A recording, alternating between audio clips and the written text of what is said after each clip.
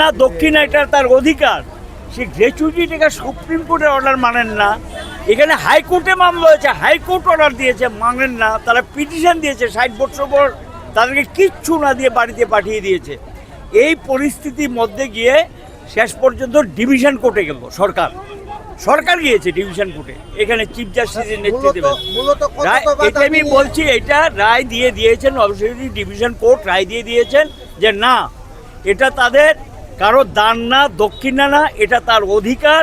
তাকে গ্র্যাচুইটি দিতে হবে, তাদের বেতন বিষয়টা কনসিডারে আনতে হবে, তাদের যে সুযোগ সুবিধাগুলো এগুলো নিয়মিত দিতে হবে, এই বিষয়গুলি বলা হয়েছে। এবং গুজরাটে হাইকোর্ট নির্দেশ দিয়ে দিয়েছে নিয়মিত বেতন স্কেল দাও। গুজরাট যেখানে যেখানে মামলা হয়েছে আর যেখানে আন্দোলন করতে পেরেছে, যেমন বিজেপি শাসিত রাজ্য, আমি বিহার, হরিয়ানা, পাঞ্জাব, উত্তরপ্রদেশ, তারপর রাজস্থান, ওইদিকে অন্ধ্র এবং কেরালা, তারপর কর্ণাটক, হাজার হাজার নেমে তারা লড়াই করার পর তাদের বেতন ডাবল হয়ে গেছে।